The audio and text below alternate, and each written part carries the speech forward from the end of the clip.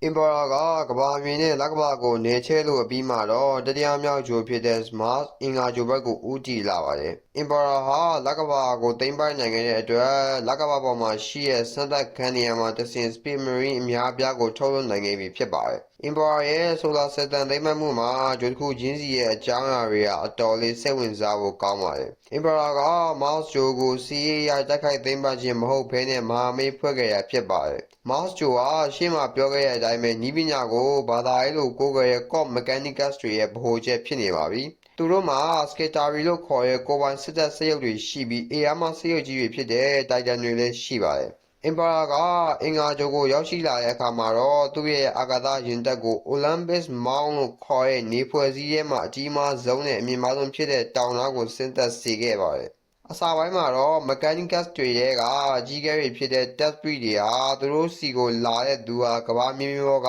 စစ်ဘီရင်နေချက်တယောက်လားဆိုပြီးအငင်းခုန်ဖြစ်ခဲ့ကြပါတယ်။ဒါပေမဲ့ Emperor ကအာကာသယာဉ်ပေါ်ကနေဆင်းသက်လာတဲ့အခါမှာတော့သူ့ရဲ့ Psychic စွမ်းအားတွေကြောင့်ပတ်ဝန်းကျင်မှာရွှေရောင်အလင်းရောင်တွေဖြာထွက်လာပြီး Tespri တွေဟာကမ္ဘာမြေပြင်ပေါ်ကစစ်ဘီရင်တယောက်မဟုတ်ကြောင်းသိလာရပါတယ်။ဒီလိုနဲ့ Emperor ဟာ Tespri တွေနဲ့မဟာမိတ်ဖွဲ့ဖို့ဆွေးနွေးရင်းပျက်စီးနေတဲ့အေယားမစက်ရုပ်ကြီးနားကိုရောက်လာတဲ့အခါမှာတော့ရပ်လိုက်ပါတယ်။အဲဒီနောက်မှာတော့ Emperor ကစက်ကိုလက်နဲ့ထိပြီး Engine Heal Thyself ဆိုပြီးတော့စက်ယန္တရားကြီးကိုယ်တိုင်ပြန်လဲကောင်းမွန်စေဆိုပြီးပြောဆိုလိုက်တဲ့အခါမှာတော့နှစ်ပေါင်းများစွာပျက်စီးနေတဲ့စက်ရုပ်ကြီးဟာသူ့လိုပြန်လဲကောင်းမွန်လာပါတယ်။ Emperor က Dakigot Technology ခေတ်ကနည်းပညာတွေကိုတကြွတဲ့အပြင် Psychic စွမ်းရင်းမှာလည်းအတော်လေးအစွမ်းထက်တာမို့ဒီလိုအရာမျိုးဟာဘာမှမဟုတ်ပေမဲ့ Mechanicus တွေအတွက်ကတော့မဖြစ်နိုင်တဲ့အံ့ဖွယ်တစ်ခုလိုဖြစ်နေခဲ့ပါတယ်။ Mechanicus တွေမှာအရင်ကတည်းက Omnissiah လို့ခေါ်တဲ့ Machine God စက်တွေကိ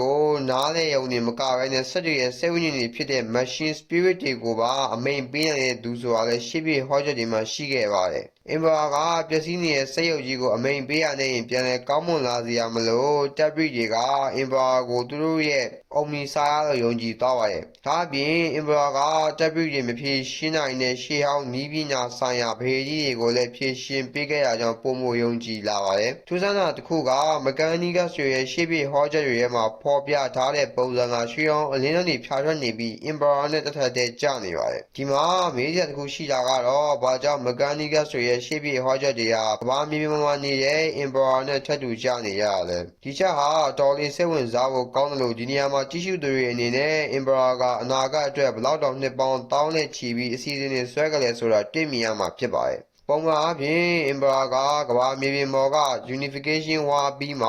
Imperial Truth လို့ခေါ်တဲ့ဘာသာရေးဆိုင်ရာမှန်သမျှကိုပိတ်ပင်တားဆီးတဲ့မူဝါဒကိုချမှတ်ကျင့်သုံးခဲ့ပါတယ်။ Emperor ကဘာသာရေးဟာလူတွေအတွက်မလိုအပ်ဘူးဘာသာရေးကြောင့်ဖြစ်ပေါ်လာတဲ့အစွဲလန်းတွေနဲ့အယူသဲမှုတွေကလူသားမျိုးနွယ်စုကိုအမှောင်ကျစေတယ်လို့ယူဆခဲ့ရပါတယ်။ဒါအပြင်လူသားတွေဟာမိမိတို့ရဲ့ကံကိုမိမိတို့သာဖန်တီးတာသာဖြစ်ပြီးဘယ်သူ့ကိုမှအားကိုးစရာမရှိဘူးလို့ယုံကြည်ခိုင်းပါတယ်။ဒါဟာအပြစ်မှန်းအနေနဲ့ကြည့်ရင်တော့ Emperor ကဘာသာရေးတွေကိုမုံတီးပြီးသိပ္ပံပညာပေါ်မှာပဲအားကိုးအားထားတဲ့သူလို့ထင်ရပေမဲ့တကယ်တမ်းမှာက Warp ထဲမှာနေထိုင်တဲ့ Chaos God တွေကြောင့်ပါEmperor ကလူသားတွေဟာနတ်ဘုရားတွေမရှိတော့ဘူးလို့အပြည့်အဝယုံကြည်သွားရင် Chaos God တွေဟာ Warp ထဲကနေတဖြည်းဖြည်းနဲ့ပျောက်ကွယ်သွားမယ်လို့ယုံကြည်တာကြောင့်ပါ။ဘာကြောင့်လဲဆိုတော့ Chaos God တွေဟာလူသားတွေရဲ့မှားယွင်းတဲ့ယုံကြည်မှုကိုးကွယ်မှုနဲ့ခံစားမှုတွေကနေစွမ်းအင်တွေကိုရရှိကြတာဖြစ်ပါတယ်။ဒါအပြင်လူသားတွေဟာဘာသာရေးအယူသဲမှုကမှတဆင့် Chaos God နတ်ဘုရားတွေဟာလူသားတွေရဲ့စိတ်တွေကိုဝင်ရောက်ဆွတ်ဖက်ဖို့လွယ်ကူသွားစေပါတယ်။ဒီကြောင့်ရနေကြောင်း Emperor ကဘာသာရေးကိုအမြင့်ဖြတ်လိုက်ခြင်းဖြင့် Chaos God တွေစီကိုစီးဆင်းန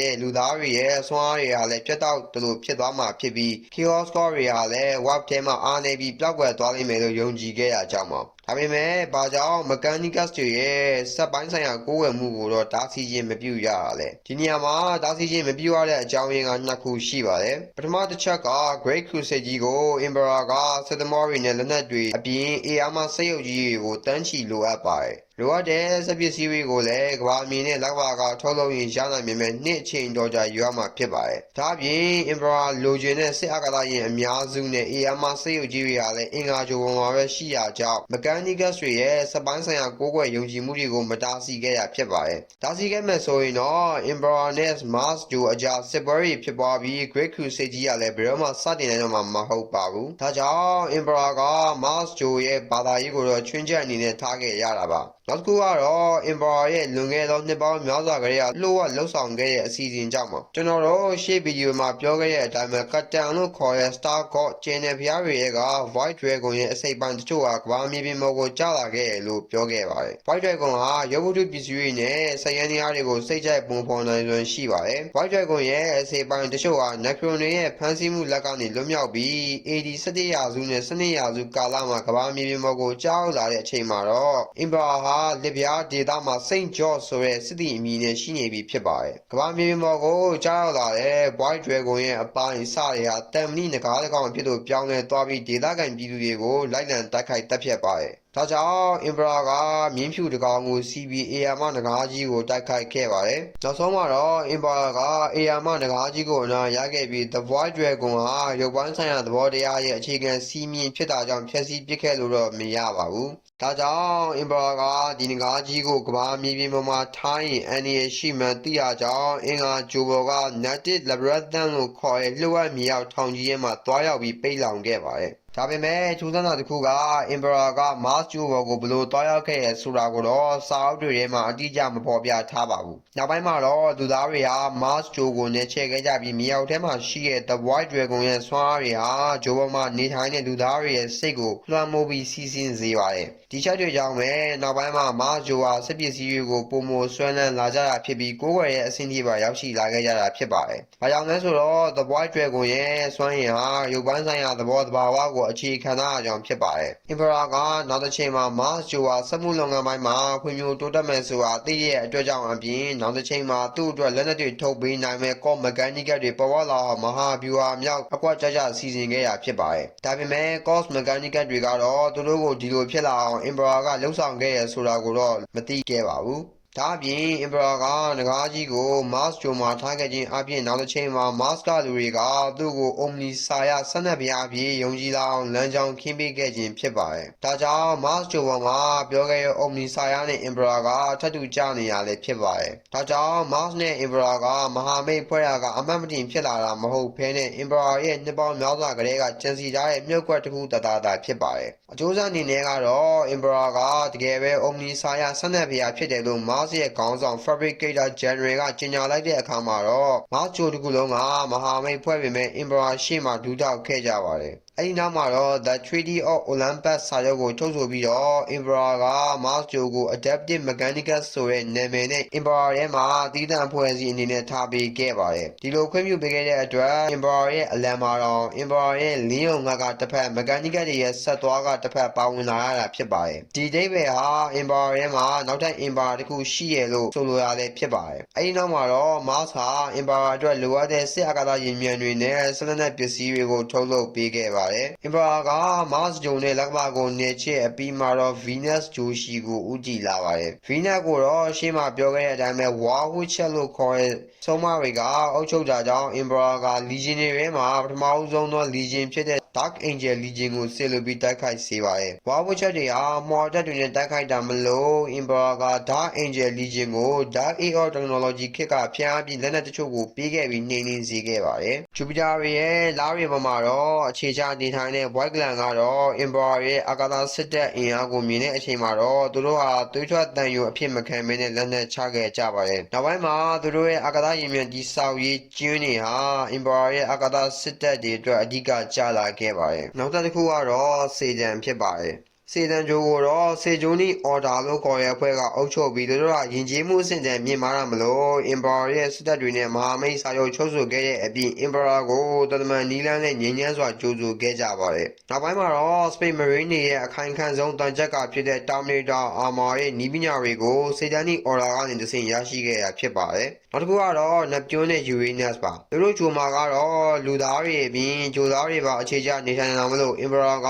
Luna Wu နဲ့ Alpha Legion ကိုစေလွှတ်ပြီးအမြင့်ပြတ်တုတ်တင်ရှင်းလင်းစေခဲ့ပါတယ်။ Pluto ဂျိုကတော့လူသားတွေနေထိုင်တာနေပါပြီးနေဖွဲ့စည်းရဲ့အဆွန်ဆုံးမှာရှိရမလို့ Emperor က Pluto ကို Solar System တစ်ခုလုံးရဲ့အာကာသစောင့်ကြည့်ရေးခံတပ်ဂိတ်ဖြစ်ပြောင်းလဲခဲ့ပါတယ်။ Pluto ကိုသိမ်းပိုက်ပြီးတဲ့အခါမှာတော့ Emperor ရဲ့လက်ကိုနေဖွဲ့စည်းတစ်ခုလုံးဟာကြားရောက်သွားပြီဖြစ်ပါတယ်။အဲဒီနောက်မှာတော့ Emperor က The Great Crusade ကိုတရားဝင်စတင်ကြောင်းကြေညာပြီး Galaxy ကိုစစ်ချီဖို့အတွက်စတင်ထွက်ခွာသွားခဲ့ပါပြီ။ Great Crusade ဟာ Solar System နဲ့အနီးဆုံးကျဲစုရေး တွေဖြစ်တဲ့ Alpha Centauri စီကိုဦးတည်ပြီးတော့ပထမဆုံးသွားခဲ့ပါတယ်။ Alpha Centauri ကျယ်စုဝေးစနစ်မှာနေထိုင်တဲ့လူသားတွေဟာ Emperor ရဲ့ပထမဆုံးသောအာကာသစစ်တပ်ရဲ့အရှိန်ဟုန်ကိုမြင်တဲ့အခါမှာတော့လက်နက်ချကသစ္စာခံခဲ့ကြပါတယ်။ဒီလိုနဲ့ Great Crusade ကြီးအား Solar System ကစလို့လူသားတွေပိုင်ဆိုင်ခဲ့တဲ့ကျယ်စုဝေးစနစ်တွေကိုပြန်လည်သိမ်းပိုက်လာနိုင်ခဲ့ပါပြီ။ဒီလိုနဲ့ Great Crusade ကြီးအား Galaxy အနှံ့ကျယ်စုဝေးတွေကိုနှိမ့်ဆက်ခဲ့ပြီးနောက်မှာတော့ကတိုနီးယားလို့ခေါ်တဲ့ဂျိုတစ်ခုကိုရောက်ရှိခဲ့ပါတယ်။ကတိုနီးယားဟာ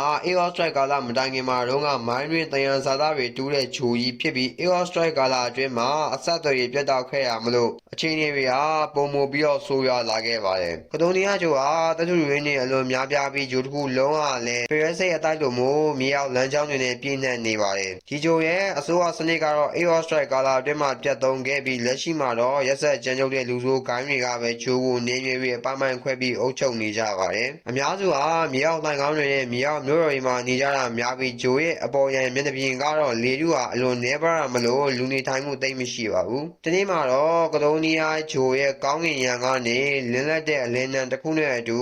အရာတစ်ခုဟာဂျိုဘော်ကိုပြုတ်ကျလာခဲ့ပါတယ်။ကျလာတဲ့အရာဟာမြေအောက်လှိုင်မှုတွေကတ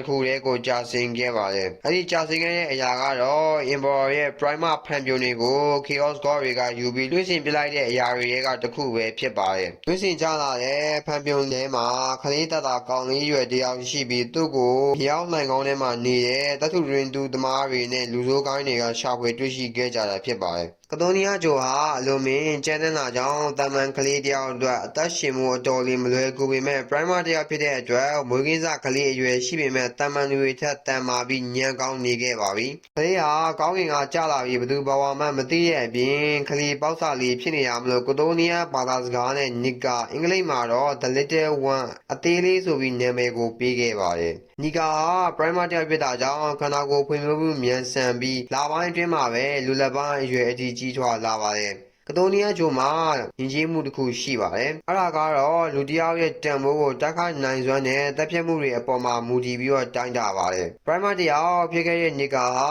ငယ်လေးကလေးကနေသူ့ကိုရန်ပြုလာနိုင်တဲ့သူတွေကိုလက်ပလာနဲ့တပ်ပစ်နိုင်ခဲ့ပါတယ်။နစ်ကာဟာတန်မာယုံနဲ့မကဘဲနဲ့လူတွေကိုဆွဲဆောင်နိုင်တဲ့ခရစ်မတ်လို့ခေါ်တဲ့အရာလည်းအလွန်အားကောင်းပါတယ်။ဒါကြောင့်သူနဲ့တွေ့ခဲ့တဲ့လူဆိုဂိုင်းတွေဟာနစ်ကာကိုကြောက်ရွံ့နေမကဘဲနဲ့လေးစားအားကြလာကြပါတယ်။နောက်ပိုင်းမှာတော့နစ်ကာဟာဂိုင်းငယ်လေးတွေတစ်ခုပြီးတစ်ခုသူ့ရဲ့လက်အောက်ကိုတင်သွင်းနိုင်ခဲ့ပါတယ်။နောက်ဆုံးမှာတော့နစ်ကာဟာဂိုင်းတစ်ခုရဲ့ခေါင်းဆောင်ဖြစ်လာတာမလို့ကတိုနီးယားတွေရဲ့ယဉ်ကျေးမှုအရဆေးမြညောင်တွေကိုခန္ဓာကိုယ်အနှံ့မှာထိုးရပါတယ်။နောက်ပိုင်းမှာတော့နစ်ကာဥဆောင်ခဲ့တဲ့ဂိုင်းဟာတဖြည်းဖြည်းခွန်အားအလွန်တောင့်တင်းလာပြီးကတိုနီးယားဂျိုတစ်ခုလုံးကိုအောင်မြင်စွာသူ့ရဲ့လက်အောက်မှာစီယုံနိုင်ခဲ့ပါတယ်။ဒီလိုနဲ့နေငယ်အကြာမှာတော့ကတိုနီးယားဂျိုရဲ့ဂျိုဘက်လမ်းကြောင်းနားကိုအာကာသပြင်ပကလာတဲ့အာကာသရင်တက်အုပ်စုကြီးဟာကြီးကပ်လို့လာနေပါပြီ။အဲဒီနောက်မှာတော့အာကာသရင်အုပ်စုတွေရဲကမှအုပ်စုအသေးလေးတွေခွဲထွက်ပြီးကတိုနီးယားဂျိုရဲ့မြေအောက်မြို့တော်နဲ့မိုင်းရင်းတွေရှိတဲ့နေရာကိုဆင်းသက်လာပါတယ်။ဒီချိန်မှာတော့နစ်ကာဟာဂိုင်းစားတယောက်ဖြစ်နေပြီးတော့ဂိုင်းစားတယောက်အနေနဲ့သူ့ရဲ့နေမီလူမျိုးနဲ့ဂျိုကိုကာကွယ်ဖို့အသင့်ဖြစ်နေပါပြီ။ဒါကတော့ Emperor က